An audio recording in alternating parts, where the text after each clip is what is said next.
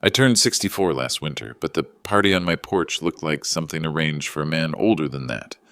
Quiet, careful, the kind of celebration where the cake is modest and the conversation never rises above the hum of the refrigerator.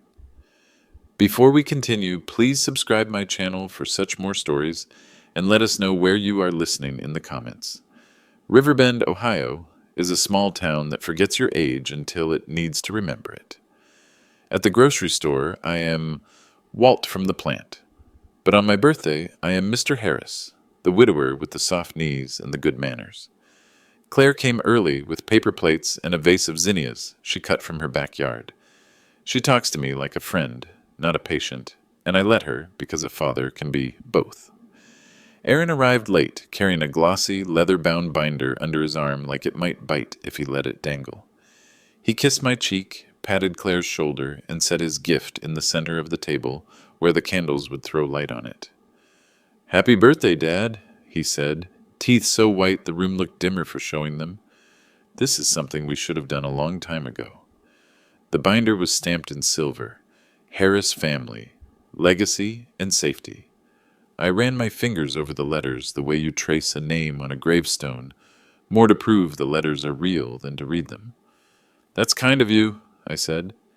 He smiled in that careful way of his, the same smile he wore at the mortgage office when he was 23 and proud to need no one's help anymore.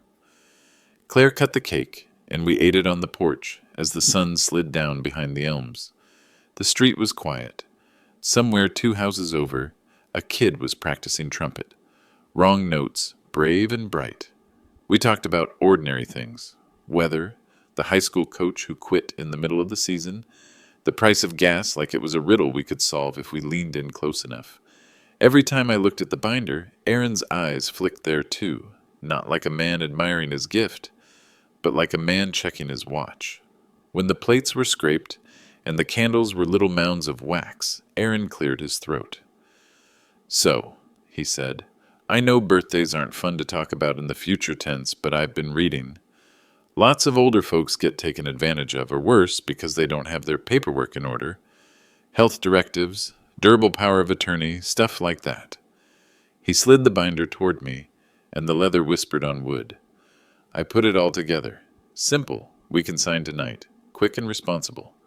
Claire's eyes lifted to mine. She has her mother's way of raising a question without saying a word. I put a hand on the binder, felt the heft of it. "That's thoughtful," I said. "But paperwork isn't cake. A man ought to chew it more than once." Aaron laughed a little too loud. "Dad, come on. These are just templates from a site everyone uses. Even booked a mobile notary. She's on her way. 10 minutes, and we're done." The porch felt smaller by inches. "You booked a notary?" Claire said, trying to keep it light and failing. "Without asking Dad first?" "Planning ahead," Aaron said. He kept his voice easy, but his jaw worked. "It's what responsible families do." I opened the binder. Inside, neat tabs labeled medical, financial, property, and emergency contacts. The forms were printed with my name already filled in, my address, my date of birth, all correct. Under Attorney in Fact, the line read, "Aaron Harris, chosen box, immediate authority." Under Successor, another neat entry, Claire Harris. But the option next to her name, springing authority upon incapacity, wasn't checked at all. A man notices where the ink stops. I close the binder gently. "You've done a lot of work," I said. "It took an hour," he said, like that made it less suspicious. "We just need your pen." Claire leaned forward. "Dad, let's read them slowly. We can do this next week. I'll call Mr. Danner." "Mr. Danner's retired," Aaron cut in, "and lawyers charge by the hour to fill in the same blanks I already filled. Why waste money?" The doorbell rang. It didn't land like a bell. It landed like a gavel. Aaron sprang up, smoothed his shirt, and went inside. Claire stayed seated, watching me with the expression she wore when she was little, and the thunder sounded too close. I covered her hand with mine. She's 34 now, a nurse with 3 different ways to say no without anyone feeling scolded, but in that moment, she was my girl again, and I was a father measuring the weather. The notary was new to town, from the way she kept apologizing for the streetlight glare like she'd ordered it. She introduced herself as Ms. Pike, brisk, efficient, a small stamp-shaped purse dangling from her wrist. She confirmed my driver's license, slid the forms into a tidy stack, and set her pen at the edge of the page like a dinner guest laying down a fork to signal hunger. "We'll start with the durable power of attorney," she said. "Initial here, here, and sign on the flagged line." I picked up the pen. It had weight to it, like a small tool you could use to tighten a bolt or loosen something meant to stay firm. "Before I sign," I said, "I'd like to read." "Of course," she said, as if the idea were quaint but not offensive. Aaron's smile browned at the edges. He stood behind her shoulder like a coach who wanted to get back out onto the field and finish the game himself. I read. I read the way a man checks a ladder before he climbs it, each rung, each nail, noting where the wood splinters. The language was familiar, but not friendly.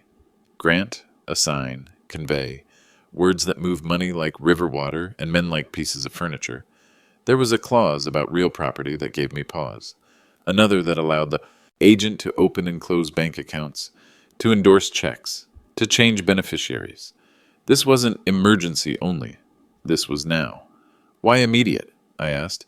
"Isn't springing authority the usual for folks who aren't sick?" Aaron shrugged. "Immediate is simpler. Less red tape when things go wrong. You know how hospitals are." Claire's voice was steady. "Simpler for who?" Ms. Pike shifted her weight and glanced between us. "I don't give legal advice," she said, a sentence that sounds helpful, but is mostly a fence she can stand behind. "Good fence," I said, and kept reading. Under medical, there was a healthcare proxy appointing Aaron to make decisions if I couldn't. That one bothered me less. Death is a door, and someone has to hold the handle. But on the financial pages, my pen hovered. If I signed, Aaron could act in my name before I ever coughed. He could transfer, close, authorize. He could step into my shoes while my feet were still in them. I set the pen down. "We'll do medical tonight," I said. "The rest will run past a lawyer. My money can wait to be told where to go." Aaron's mouth flattened. "Dad." "Son," I said quietly, and he stopped. There are two kinds of quiet a father uses, one from exhaustion, the other from a place deep enough to anchor a ship. "You want me safe. I hear that. Let's do it right." Claire exhaled like she'd been holding her breath since the binder appeared. Ms. Pike adjusted the stack, extracted the health proxy, and slid it across to me. 2 flags and a signature line. This one I signed, initials neat, date square. The stamp thunked down, official as a hymn. Aaron smiled again, but it didn't touch his eyes. When Ms. Pike left, Aaron lingered on the porch. "You don't trust me," he said, not asking. "I trust the future to be tricky," I said. "I've seen it." "That binder was to protect you," he said, "from people who'd bleed you dry." "Then we're on the same side," I said, and held the door wider. He didn't come in. He stared at me for a long breath, then at Claire, and the muscles in his jaw jumped like fish at the surface. "Fine," he said. "We'll do it your way." He kissed the air near my cheek and walked off too quickly to be unbothered. Claire stayed to help me wash the 2 plates we'd used, and the 1 fork I'd carried in my pocket from the VFW pancake breakfast, because it's sturdier than the forks I own. She smiled at that, the way Linda used to. "We can go to Danner's old partner," she said. "He kept the office. He'll know all the traps." "Monday," I said. "First thing." After she left, the house settled into that particular quiet only an old house knows, the boards easing, the furnace deciding whether it should try. I carried the binder to the kitchen table and read it again under the yellow lamp. The more I looked, the more it felt less like a gift and more like a blueprint. At the back, tucked into a sleeve, I found a printed checklist titled "Action Items After Signing." The bullets were ordinary sounding and exact. Notify banks, consolidate accounts, update pay on death designations, schedule deed transfer consultation. At the bottom, a calendar with the next 3 Tuesdays circled. I pressed my thumb against one of the circles and left a small, greasy moon there. proof that my hands still had oil from a life of tightening bolts. That's when I felt it, the small lift of the hairs at the back of my neck, the way a man feels when a machine starts to sing out of tune. Something here wasn't just prepared, it was rehearsed. I locked the front door, then checked it again. Old habits return easily if you call them by name. In the hallway, I paused before the drawer with Linda's sewing kit and slid it open. A spool of cotton thread lay on its side, pale and practical. I tore a length and taped it low across the inside of the back door, a trick I learned from a mechanic who kept raccoons from nosing their way into his shop at night. If the thread broke by morning, a quiet truth would be waiting for me. Before bed, I dialed Claire. She answered on the first ring. "I knew you wouldn't sign," she said, relief stitched through the words. "I signed one," I said. The right one. I told her about the checklist, the circled Tuesdays, the way Aaron stood behind the notary, like a man watching a bet he needed to win. Claire was quiet a heartbeat. "I'll start a folder," she said. "Dates, copies, notes. If he pushes, we'll have a record of every push." "I thought I was supposed to be the one keeping you safe," I said, and my voice surprised me, soft in a way it hasn't been since we buried Linda. "You are," she said. "You taught me how." When the house went dark, I lay awake long enough to hear the last car pass on Maple Street, long enough to feel the cold sink into the floorboards, long enough to decide one more thing. Tomorrow I would take the binder to someone who knows the difference between a safety net and a snare. And if I couldn't find Mr. Danner's partner, I knew another name from the VFW hall, a man who kept his coffee black and his eyes open, Detective Caleb Monroe. I hoped I wouldn't need him, but hoping is a kind of soft insurance, and tonight I preferred steel. I slept then, if you can call it sleep, a drifting in and out that carried me along the slow bend of the river behind our street. In the morning the house would answer me honestly. Thread either breaks or it doesn't. Pens either sign or they don't. And suns, well, suns either stand beside you or try to stand where you are. Morning in Riverbend has a way of coming quietly, almost apologetically, as if the sun knows folks here like to take things slow. But that morning I woke with a weight in my chest, the kind that comes not from years or coffee, but from knowing the night carried secrets. I sat up listening. The furnace hummed steady. The floorboards were calm, yet my eyes went straight to the back door before my feet even touched the rug. The cotton thread I had stretched across the inside latch was broken. Not frayed, not loose, broken. The tape still clung to the wood, one end drooping like a tired arm, the other gone altogether. A thread doesn't break itself. I stood very still, heart loud in my ears, and the kitchen air seemed colder than it had any right to be. I checked the locks, untouched. The door looked the same, but the coffee mug I'd left in the sink the night before now sat upside down on the counter, clean and dry. I hadn't washed it.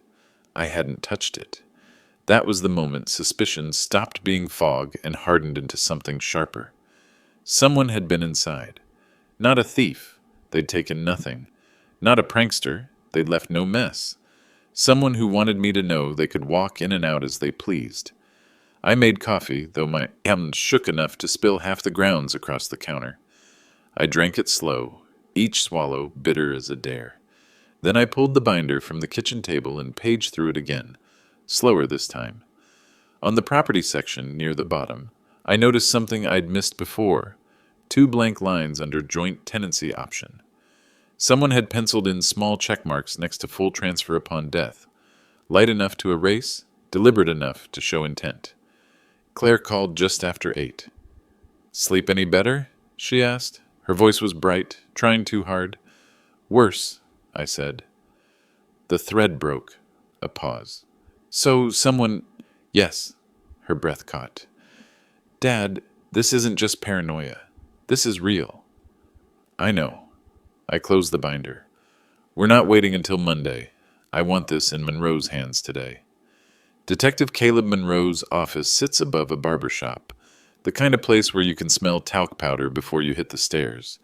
He served 20 years in the county sheriff's department before setting up shop as a private investigator. Men like him don't retire. They just find smaller desks. He listened without interrupting, his thick hands folded on the table, eyes steady. When I finished, he picked up the binder, flipped through pages like he was reading a stranger's diary. Then he set it down carefully. "Your son's pushing fast," Monroe said. "Binder, notary, late-night entries. This isn't just preparation. This is pressure. He's testing your lines." "Lines?"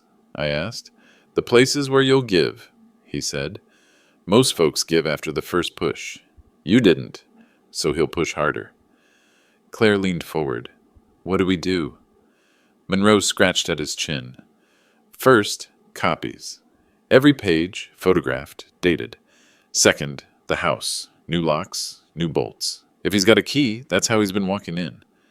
"And if he doesn't?" I asked. "Then he's learned how to pick," Monroe said flatly. "Either way, you stop making it easy." He slid a card across the desk. "Call me if he shows up uninvited.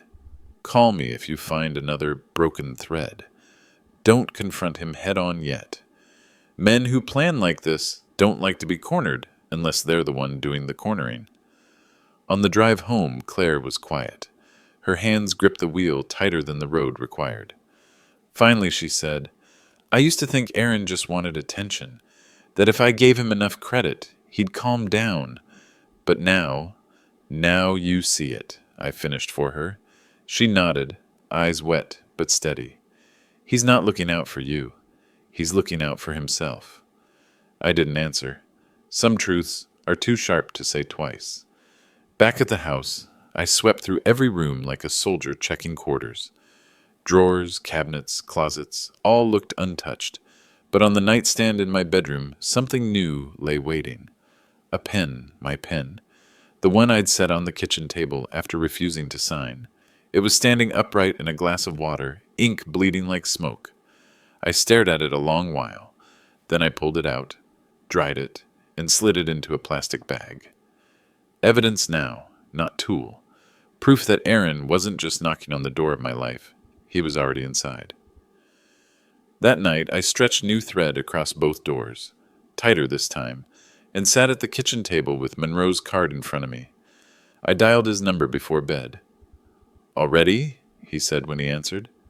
"Already," I told him. He grunted. "Then it's starting sooner than I thought. Keep the thread tight, Walt. Tomorrow we set the trap."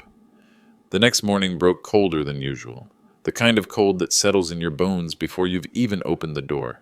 I brewed coffee, but let it sit untouched. The memory of that pen bleeding in water still sour in my mind. Claire arrived early, bundled in her nurse's jacket, hair pulled back like she was ready for battle. She didn't wait for greetings. "Did the threads hold?" "They held," I said. "But a man doesn't need to break them every night to prove a point. Once is enough." She followed me to the kitchen table where the binder still sat, now heavier than paper should be. I hadn't slept much, just kept paging through it, hoping for comfort where there was only confusion. Claire opened the property section again, scanning with her quick nurse's eyes. "Look at this." Near the back, under special provisions, a line read, "Agent may transfer funds for the principal's health and comfort, at their discretion." It looked harmless, almost kind, but the more we read, the darker it grew. There were blank addendums, slips of paper tucked into the binder's sleeves. One listed life insurance policy numbers, numbers I hadn't seen in years. Another bore my signature, photocopied so perfectly it made me doubt whether I'd ever held the pen myself. Claire's hand trembled as she held the paper up to the light. "Dad, this is your signature?" "It looks like mine," I said slowly, but I didn't sign it. Before I could add more, a knock sounded at the door. I stiffened, eyes darting to the threads. They were intact. Claire peeked through the curtain. Detective Monroe stood there, hat pulled low against the cold. I let him in quick, locking the door behind him. Monroe sat, listening while Claire laid out the new papers. He studied the photocopied signature, grunted low in his throat.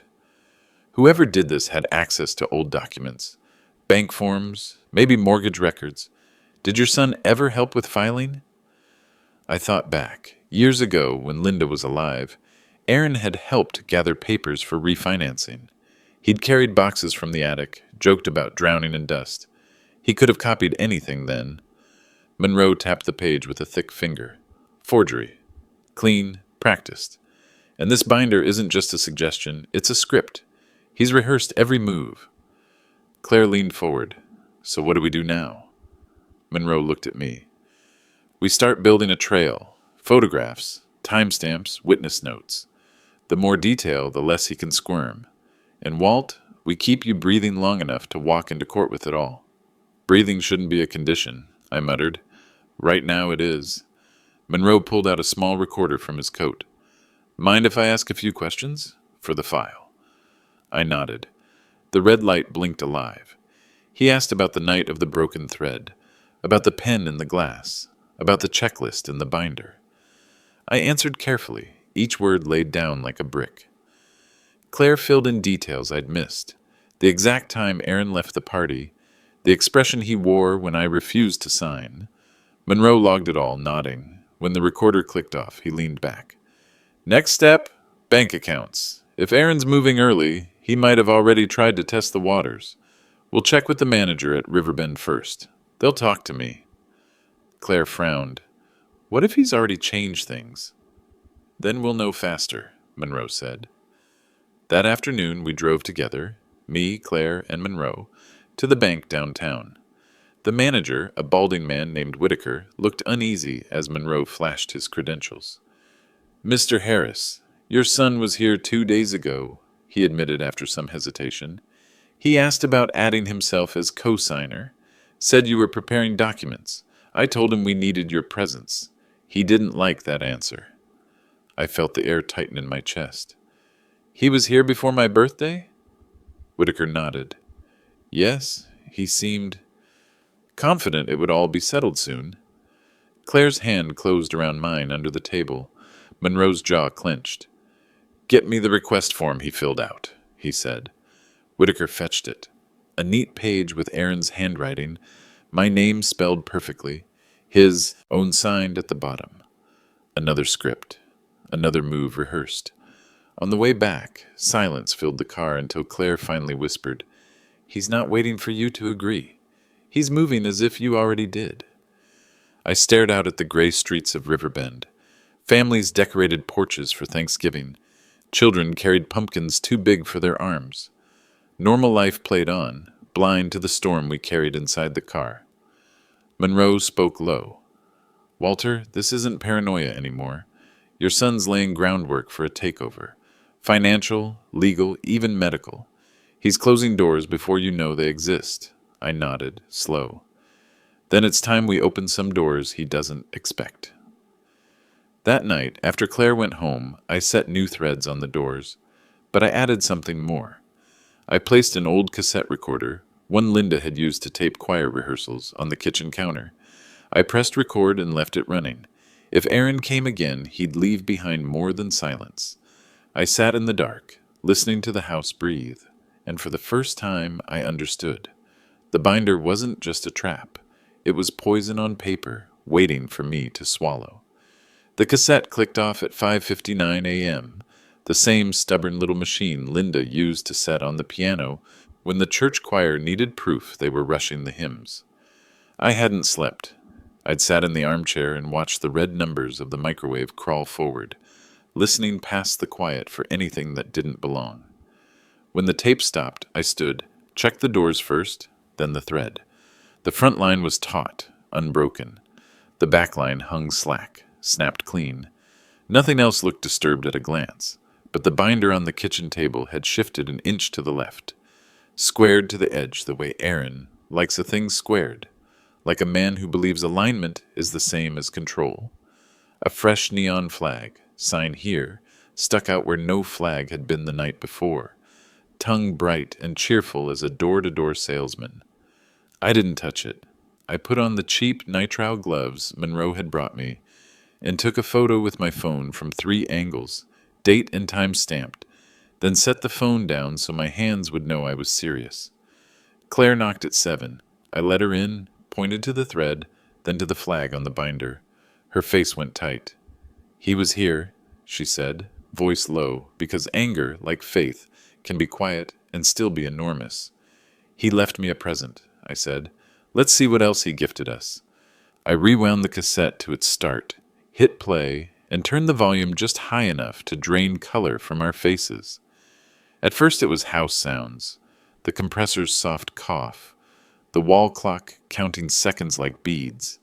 Then, at 12:41 a.m., a careful click, the whisper of a latch easing back, the faintest drag of a shoe across the mat. A pause, like someone listening to the dark the way a fisherman listens to a lake before the cast.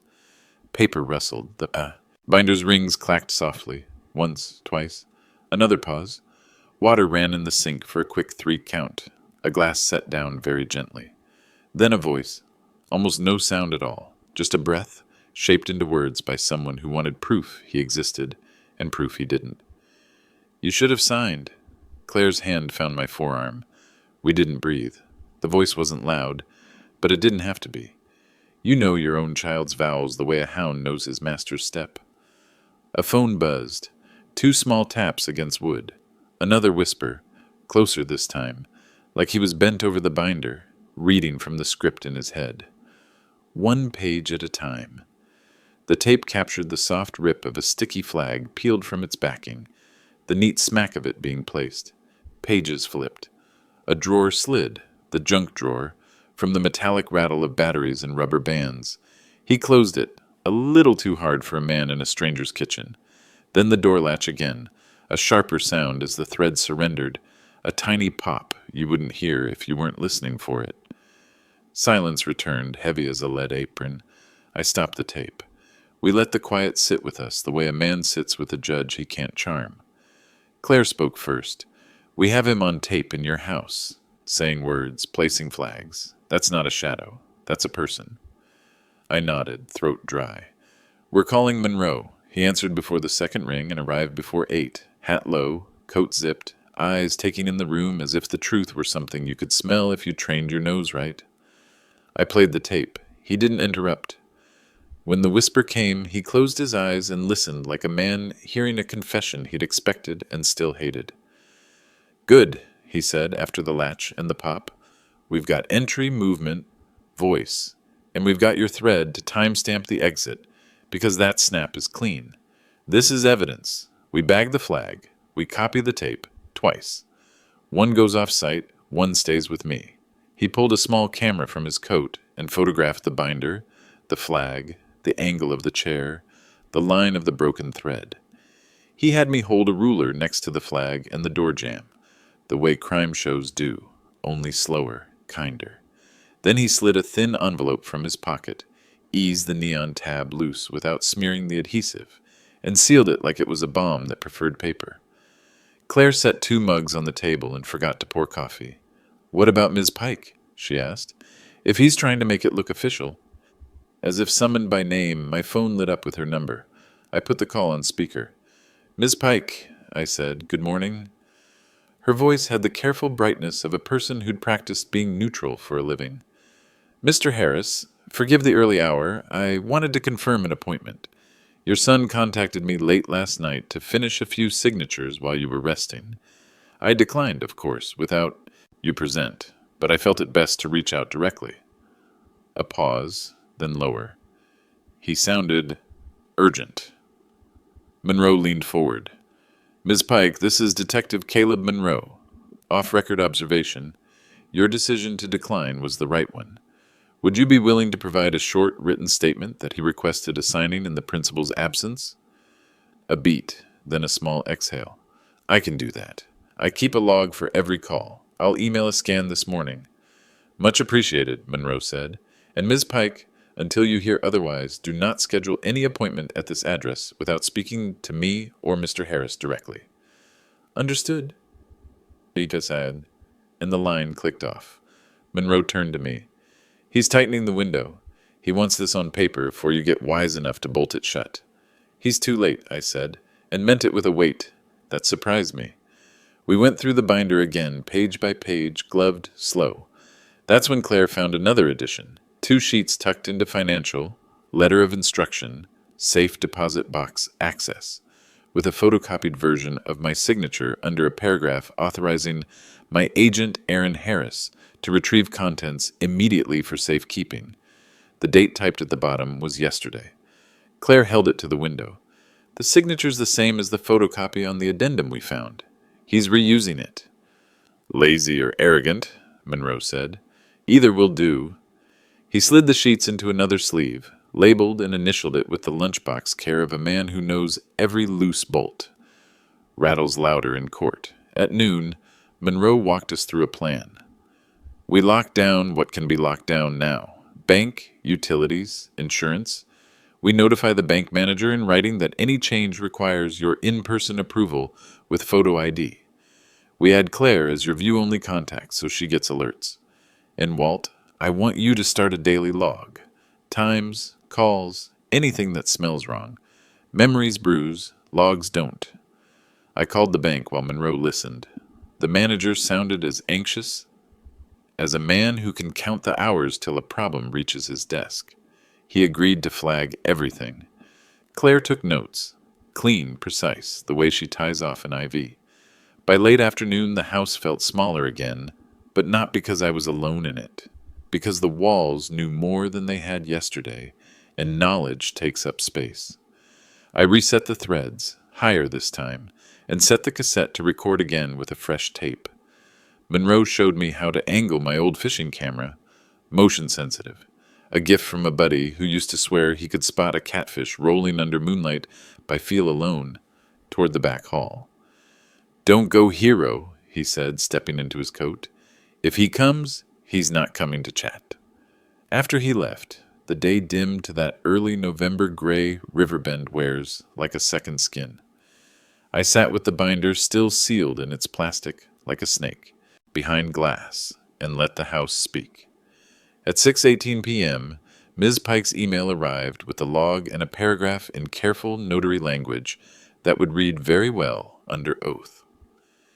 At 7:03, Claire texted me a photo of a folder she'd labeled in black marker. Aaron, timeline. At 8:11, the front porch light flickered once. I changed the bulb because doing a thing with your hands can be the same as handwriting a prayer. At 11:24, a car idled down the block. It didn't stop. At 12:02, the cassette caught only my chair creaking when I stood to stretch.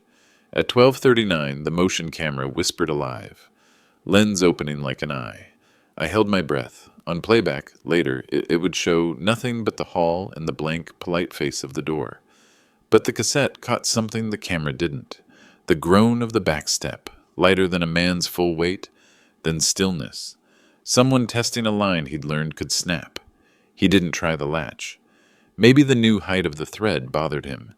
Maybe the house felt watched in a way that made his skin itch. Maybe the whisper he'd left on my tape already sounded too much, like a confession in his own ears. Morning found both threads intact. For the first time in days, the coffee tasted like coffee. Claire came by early. We sat and listened to the new tape end with nothing more sinister than my refrigerator cycling. It was almost disappointing. Then it felt like mercy. He knows you know, she said, and he hates it. He hates not being the only one who knows, I corrected. Monroe arrived mid-morning to pick up the copies and deliver a thought he wore on his face like bad weather. He'll go quiet for a day, he said. Predators rest too. They don't change their nature, but they wait for the herd to stop looking back. He tapped the binder. Don't stop looking back. I promised I wouldn't. Then I did something small that felt big. I moved the binder from the kitchen table to a clear plastic bin and slid it under the bed where Linda used to keep her winter shoes. Not because I was hiding it, but because I was deciding where it would live, until it was evidence in a room with a flag and a seal, and a man with a gavel who wasn't me. Before noon, the phone rang again. I let voicemail catch it. Aaron's voice filled the room, smooth as lake water before a storm. Dad, he said, like the word itself could be a key. We need to finish what we started. It's for your safety. I can come by tonight, help you through the hard parts.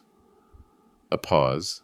Then the performance note he can't help adding, Claire doesn't get it like I do. I saved the message, labeled it, and forwarded an audio copy to Monroe and to Claire. Then I stood at the sink, washed a mug I didn't need to wash, and watched the suds slide down the porcelain like snowmelt. Shadows had learned I was done being a shadow. I dried my hands, checked the threads one more time, and told the house out loud what papinita. I'd tell a jury someday soon. By the 5th day, I had learned the rhythm of suspicion. It moved like a second pulse, one you couldn't calm with aspirin or prayer. Every creak of the house made me turn my head. Every car that idled too long on Maple Street set the hairs rising at the back of my neck. Claire noticed it too, though she tried not to show it. She busied herself with files and printouts, the neat handwriting of a nurse turned archivist. On the cover of her folder, Aaron, timeline, she had underlined the name twice. That morning, Detective Monroe arrived with his jaw tight, a newspaper tucked under his arm. You seen this? He dropped it on my kitchen table. On page 3, a column. Local man cautions. Seniors, protect your assets now. And there was Aaron's photo, smiling that too perfect smile, standing in front of the county courthouse. The article quoted him as a community advocate, warning older residents about the dangers of neglecting their estate planning.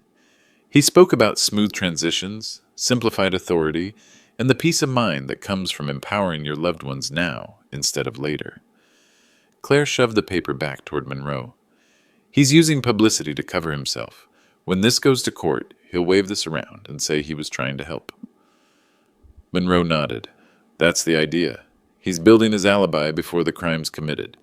Judges and juries remember newspaper clippings. It's clever, dangerous clever. I stared at Aaron's photo. The same son I'd taught to ride a bike was now teaching strangers how to let go of their lives before they were ready, and he wanted me to be the first example. Monroe leaned in. Walt, he's tightening the net. You've got him recorded, we've got the forgery, and now he's got public cover. He'll press harder, maybe through legal channels. You ready for that? I nodded, though my hand trembled on the mug. I'm still here. That's enough to be ready. That afternoon, Claire and I went to the courthouse ourselves. Monroe had arranged a discreet meeting with the clerk of records. The clerk, a middle-aged woman named Ruth, looked nervous, but agreed to search filings under my name. She came back with a thin stack. At the top, petition for guardianship. In re, Walter Harris. Filed 2 days earlier. Agent of petition, Aaron Harris. Claire gasped. I took the papers with hands that didn't feel like mine. The petition claimed I was showing signs of diminished capacity, citing forgetfulness, neglect of property, and vulnerability to financial abuse. It listed Aaron as the primary guardian and Claire as successor. Claire's face flushed red. He's using me too, naming me successor so I look complicit. Monroe scanned the pages. Classic move. He doesn't expect you to take it. He just wants the court to think the family's united. If this had gone uncontested, he'd have full control within a month. I looked down at the accusation. Diminished capacity. I could still read every word, sign my name, recall the day my father took me fishing at 12. Diminished? Maybe my knees weren't what they used to be, but my mind was sharp enough to slice through his scheme. Claire gripped my arm. We'll fight it, Dad. We'll prove you're fine. Monroe's eyes hardened. We won't just fight it. We'll turn it. Filing false guardianship to seize assets. That's fraud with teeth. He slid the petition into a folder. This is the kind of thing judges don't forgive. That night, the house felt smaller than ever. I set the threads, double-checked the camera, replaced the cassette. The motions had become ritual, a liturgy against intrusion. At midnight, the tape caught the hum of a car engine outside. A pause. Then the sound of footsteps on the porch. No latch this time. Just a knock. 3 deliberate raps. I didn't move. Claire was staying over, asleep on the couch. I let her rest. The knock came again, Then Aaron's voice, low but caring. "Dad, it's me. Open up. We need to fix this before it gets ugly." The cassette caught every word. He waited. Then the footsteps retreated. The engine turned, and silence returned. I didn't sleep. I sat in the dark, hands folded, the petition heavy in my mind. He was done playing only in shadows. Now he was moving in daylight, with the law in his pocket and my name on his petitions. But he'd made one mistake. He thought age meant weakness. He forgot that experience is a kind of strength no petition can erase, and I had more of it than he ever would. The petition lay on my table like a loaded weapon, heavier than any gun I'd ever held. I couldn't stop staring at the words diminished capacity, as though they were waiting for me to forget how to read them. Claire hovered close, her jaw set, flipping through the pages again and again as though she could scrub my name free with her eyes alone. Monroe sat back in his chair, calm but coiled, a man who knew predators don't just get bold, they get sloppy. "Guardianship petitions move fast," he said. "Family court likes to believe it's protecting elders by default. If we sit still, you'll wake up in 3 weeks, legally bound to your son's decisions. That binder was bait. This is the hook." Claire slammed the file shut. "So what do we do? Wait for him to drag Dad in front of a judge?" Monroe shook his head. "We set our own stage first. He wants paperwork? We'll give him paperwork he can't control." He laid out a plan. Step 1, an independent capacity evaluation. He'd already called Dr. Madsen, a local psychologist who served as an expert witness in court. If I passed her battery of cognitive tests, her written statement would carry more weight than Aaron's accusations. Step 2, preemptive affidavits. Claire, Ms. Pike, and even the bank manager, Whitaker, would submit sworn statements about Aaron's pressure tactics and suspicious requests. Step 3, a sting. That last word hung in the air. Claire frowned. "What kind of sting?" Monroe's eyes slid to me.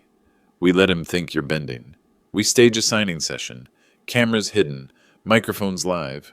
We give him every rope he wants and watch what he does when he thinks the noose is his to tighten." I felt my chest tighten. "You're asking me to sit at the table with him again. Let him think he's winning." Monroe nodded. "That's how you prove intent. Courts like recordings better than stories." Claire grabbed my hand. "Dad, you don't have to do this." But I shook my head. "No, he thinks I'm weak. He's betting everything on that. Maybe it's time I let him bet too much." The next morning, Monroe arranged for Dr. Madsen to visit. She was brisk, no nonsense, carrying a leather satchel heavy with forms. She asked me to recite lists backward, to draw clocks, to recall words she whispered once and tried to take from me 10 minutes later. Claire sat nearby, nervous as if I were in surgery. When it was over, Dr. Madsen smiled faintly. "Mr. Harris, you're sharper than half the younger men I test. I'll have a full report to Mr. Monroe by week's end." That night, Claire and I celebrated with pie from the diner down the street. We laughed for the first time in days, though the sound felt cautious, like a bird trying its wings after a storm. Still, it was something. 2 days later, Monroe returned with new equipment. A pair of disguised cameras, one in a smoke detector, the other in an old radio. He installed them, with the steady hands of a man used to setting traps. He tested the mics, showed Claire how to monitor the feed from her laptop. "When Aaron walks in here thinking he's staging your downfall," Monroe said, "we'll be staging his." Claire sat beside me on the couch, squeezing my shoulder. "We'll be ready." The chance came sooner than expected. Aaron called just after dusk. His voice was honey, but rushed, urgent. "Dad, I know you've been scared, but I talked to Ms. Pike. She's willing to come again. Tomorrow evening, just the 3 of us. We can finish the binder before things spiral. You don't want a judge deciding for you." Claire's eyes widened. Monroe mouthed the word, "perfect." I kept my voice steady. "All right, son. Tomorrow evening. Bring the papers." When the call ended, Monroe leaned forward. "That's our sting. He's walking straight into it." That night I sat awake long after Claire went to bed. The recorder ran, the threads stretched tight, the cameras blinked their hidden readiness. And I thought about the boy who once brought me hand-drawn Father's Day cards with crooked hearts and stick-figure smiles. Now he was coming with forged papers and sticky flags. But this time, when he knocked on my door, I wouldn't just be listening. I'd be watching, recording, waiting with a net of my own. And when it closed, it wouldn't open again. The following evening, the air outside carried that brittle November bite that makes windows rattle even when they're closed tight. I had spent the day pacing, each step in rhythm with my pulse. Claire hovered near, checking Monroe's laptop every few minutes, confirming the feeds were live. The smoke detector's camera blinked unseen above the dining table. The old radio on the counter hid another unblinking eye. We were ready. Monroe arrived an hour early. He wore no badge, no gun visible, just the same thick coat and the calm of a man who had played this game too many times to flinch at it. He checked the cameras once more, gave me a reassuring nod. All you need to do tonight is sit still. Let him think he's winning. Claire and I will be in the next room. The knock came precisely at 7. 3 sharp raps, measured like a drumbeat. Claire squeezed my shoulder once, then slipped into the hall with Monroe. I opened the door. Aaron stood there, smile wide, binder tucked under one arm like scripture. Beside him was Miss Pike, her expression carefully neutral, though her eyes flicked once to me as if to say, I'm here because I have to be. Evening, Dad, Aaron said. His voice was smooth, rehearsed. We'll make this quick and easy. I gestured them in. The binder landed on the table with a heavy thump. Aaron slid into the chair across from me, flipping to a flagged page with practiced fingers. All right, durable power of attorney. We'll just get a couple of signatures and you can relax. You'll be protected. Protected. The word coiled in my chest like a snake. I said nothing, only picked up the pen he laid in front of me. My fingers hovered above the page. Aaron leaned forward, lowering his voice as though sharing a secret. Dad, you've been slipping, forgetting things. Bills piling up. Claire's busy. She can't do it all. Let me take this burden. It's what families do. From the corner of my eye, I saw Claire's shadow shift in the hallway. The radio camera caught every word, every angle of Aaron's smile. I lowered the pen to the paper, but instead of signing, I paused. What happens if I don't? Aaron's smile faltered, just for a breath. Then he recovered.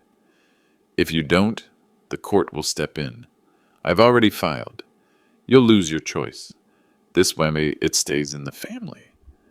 There it was, confession wrapped in reassurance. The cameras hummed silently as they swallowed his words. Whole. Ms. Pike cleared her throat. Mr. Harris, I need to remind you that this is voluntary. You don't have to sign unless you're comfortable. Aaron shot her a sharp look, then smoothed it away with another smile. Of course. Dad knows I'm looking out for him. He tapped the flagged line again. We'll just make this official. I set the pen down. Not tonight. The mask slipped. Just for a flicker, but it was enough. The tight jaw, the flare of his nostrils, the flash of anger in his eyes. Dad, he hissed, stop being stubborn. This is for your own good. You think you can keep running things, but you can't. You'll ruin everything. My hands stayed folded. If I'm ruining everything, then let me ruin it myself. His face hardened. You don't understand. Without this, you'll end up helpless. You'll be in a home before winter's out. The cameras drank in every word. Ms. Pike spoke again, firmer now. Mr. Harris has made his decision. I can't notarize unwilling signatures. This session is over. Aaron sat back, jaw tight, binder still open in front of him. His smile didn't return this time. He gathered the papers with a snap, shoved them into the binder, and rose. Fine, but don't say I didn't try to protect you. He stalked out, the door slamming behind him. Ms. Pike lingered, looking at me with tired sympathy. I'll write a full statement, she said quietly. He's pushing past what's legal. Judges will want to see that. When she left, Claire and Monroe emerged from the hall. Claire's face was pale, but her eyes were fierce. We got it all. Every word. He admitted the petition. He admitted pressuring you. He admitted everything. Monroe's voice was steady. That's enough rope to hang him twice. We'll make copies tonight. Tomorrow, we go to the court with our own petition. Motion to dismiss his guardianship. Motion to investigate for fraud. I sank back into my chair, the adrenaline finally leaving my veins. Claire knelt beside me, taking my hand. He thinks you're weak, Dad, but tonight, you just proved him wrong. For the first time in weeks, I let myself breathe deep. The trap had sprung, and Aaron had walked straight into it. But I also knew this wasn't the end. Trapped animals don't go quietly. They thrash. They bite. And Aaron was no different. The real fight was still ahead. The courthouse in Riverbend was old brick, its steps worn smooth by decades of worried shoes.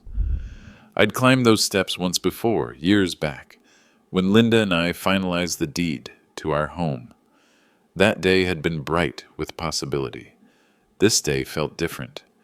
Gray, heavy, the kind of morning where even the flag on the pole seemed reluctant to rise. Claire walked at my side, her hand firm on my arm. Monroe led the way, carrying a battered briefcase that seemed too small to hold the weight of what we brought. Recordings, affidavits, and Dr. Madsen's report. Aaron waited near the doors, binder in hand, his tie knotted tight, smile polished like a weapon. When he saw me, he nodded as though greeting a business partner instead of the father he was trying to bury alive. Inside, the courtroom smelled faintly of old wood and dust. Judge Whitcomb presided, a stern woman in her late 60s with eyes that missed nothing. She began with the petition, In re. Walter Harris, guardianship request filed by Aaron Harris. The words stung, as though spoken in another language meant to strip me of myself. Aaron's attorney, a slick young man with too much gel in his hair, opened the argument. Your Honor, my client seeks only to ensure his father's safety. Mr. Harris has displayed forgetfulness, difficulty managing finances, and has resisted reasonable attempts to secure his well-being. The guardianship petition is not about control. It is about protection. I watched Aaron as those words spilled out. His face was calm, but his fingers drummed the binder, a rhythm he couldn't quite hide. Then Monroe stood. His voice carried the weight of years in law enforcement. Your Honor, what we have here is not protection, but exploitation. Mr. Harris is of sound mind, as confirmed by an independent evaluation. What his son seeks is control of assets, not care. He played the first tape, the whisper in the night, Aaron's voice saying, You should have signed. The courtroom went still. Aaron shifted, jaw tight, eyes darting to his lawyer. Then Monroe played the second recording, the false signing, Aaron insisting, I've already filed. Without this, you'll lose your choice. His tone was sharp, impatient, dripping with intent. Judge Whitcomb's eyes narrowed. Mr. Harris, she said, turning to Aaron, is this your voice? Aaron's smile faltered, but he nodded. Yes, but taken out of context, Context will come, Whitcomb cut in. Continue, Detective. Monroe presented Ms. Pike's affidavit, her notarized statement that Aaron attempted to schedule a signing in Walter's absence. He laid out the bank manager's testimony, the forged documents, the suspicious addendums. Finally, he handed over Dr. Madsen's evaluation. Walter Harris demonstrates unimpaired cognitive function, capable of independent decision-making. Claire took the stand briefly, her voice steady despite the tremor in her hands. She told the court about the binder, the pressure, the late-night calls. She never once raised her voice, but each word carried conviction. When Aaron was called, his performance cracked. He tried charm first, painting himself as a dutiful son, misunderstood. Then anger slipped through, sharp words about my stubbornness, my decline. The more he spoke, the more his mask slid. Judge Whitcomb listened, face unreadable. When the arguments ended, she folded her hands. The evidence shows a troubling pattern. Forgery, coercion, and misrepresentation have no place in this court. The petition for guardianship is denied with prejudice. Furthermore, I am referring this matter to the county prosecutor for investigation into potential fraud. Aaron's face went pale, his smile gone. The binder sagged in his hands like dead weight. Claire squeezed my hand so tight I thought the bones might break, but I didn't mind. Monroe nodded once, satisfied but not relaxed. "It's a win," he murmured, "but don't mistake it for the end. A man like him doesn't fold just because a judge says no. He'll come harder now. Desperation makes people dangerous." As we left the courthouse, the cold air hit my lungs like truth. Aaron stood at the bottom of the steps, binder clutched tight, eyes dark. He didn't speak. He didn't need to. The look he gave me said enough. This wasn't over. I walked past him, Claire's hand still steady on my arm, Monroe a step behind.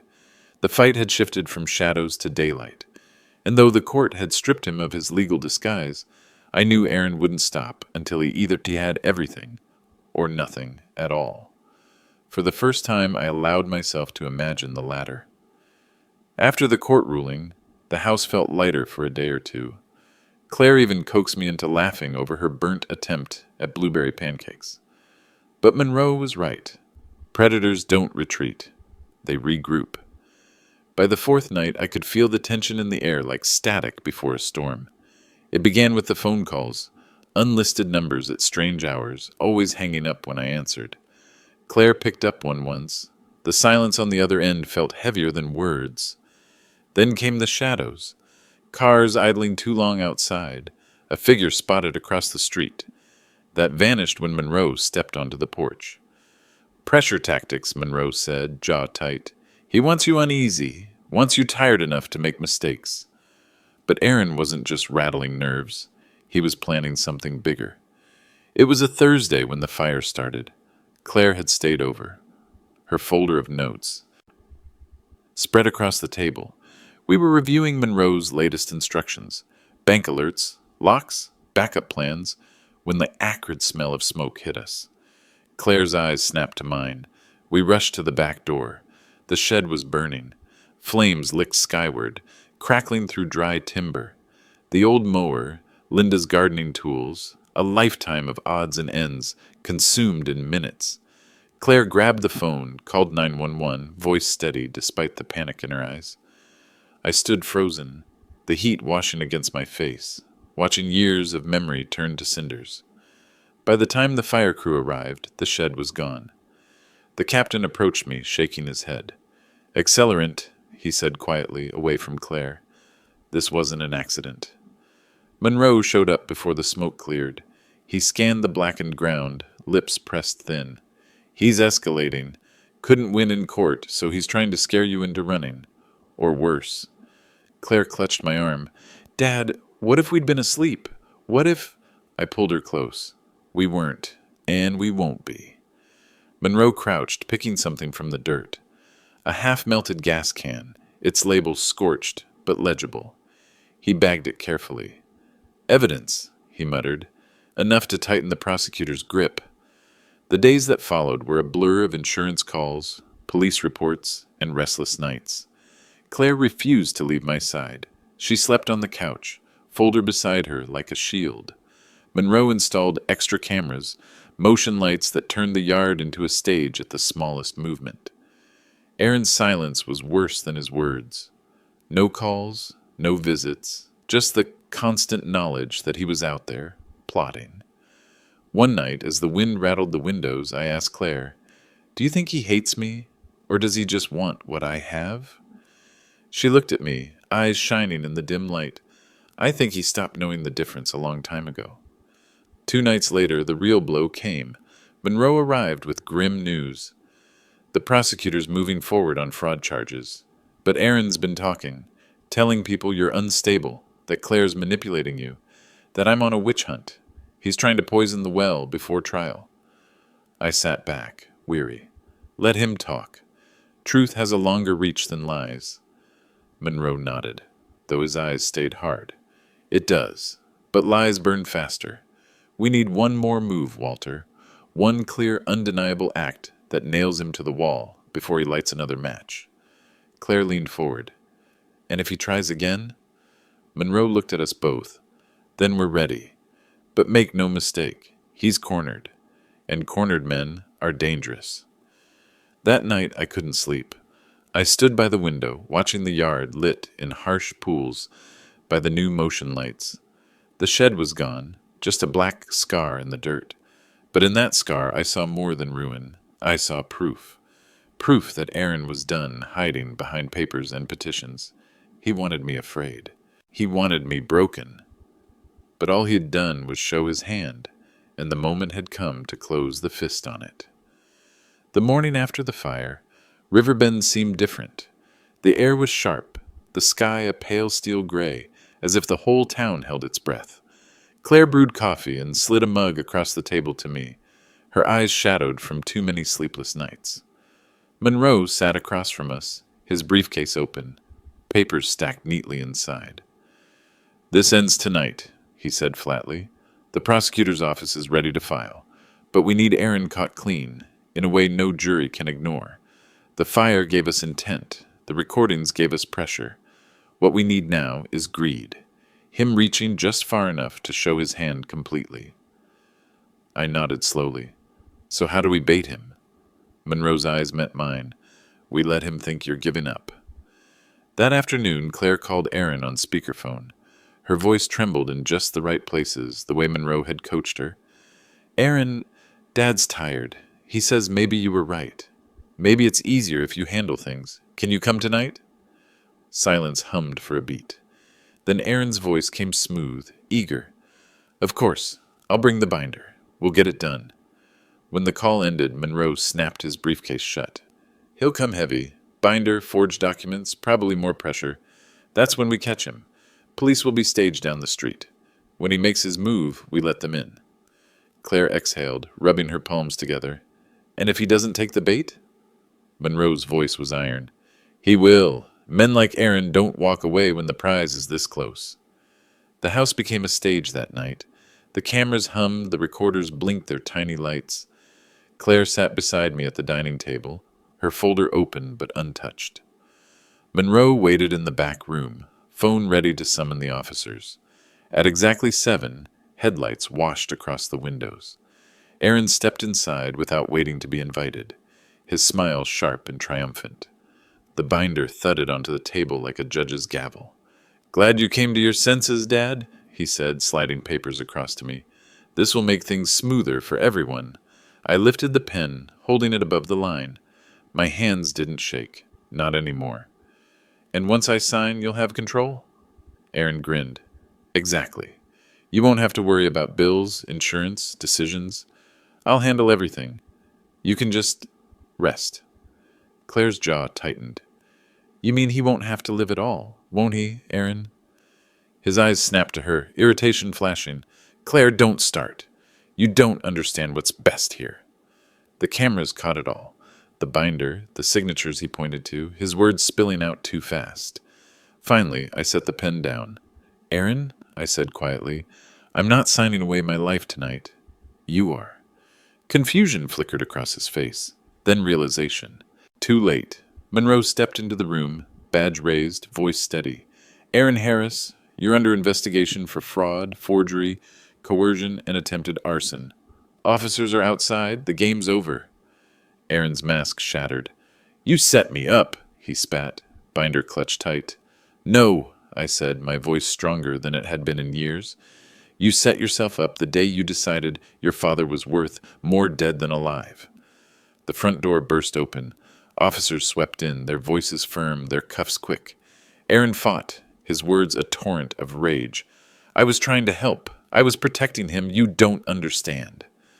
But the cameras had captured everything, and the binder in his hands was no shield now, only evidence. As they led him out, his eyes met mine one last time. No charm left, only hate, hollow and burning. Claire's arms wrapped around me, trembling, but I stood firm. For the first time in months, I wasn't afraid. The predator had been caught, the shadows driven into daylight. Weeks later, when the trial began, the evidence rolled out like a tide. The tapes, the affidavits, the burned shed, The stage signing, all threads woven into a net that Aaron couldn't escape. The jury didn't take long. Fraud, forgery, attempted arson, guilty on all counts. When the verdict was read, I closed my eyes. Not in sorrow, but in release. Justice doesn't restore what you've lost, but it makes room for peace to return. Claire squeezed my hand. It's over, Dad. He can't hurt you anymore. I looked at her, at the strength in her eyes. He tried to take everything, but in the end, he only proved what I always knew. Family isn't about blood. It's about loyalty. Outside the courthouse, the sun broke through the gray. For the first time in a long time, Riverbend felt warm again, and I walked away, free, not because my son had spared me, but because I had refused to surrender.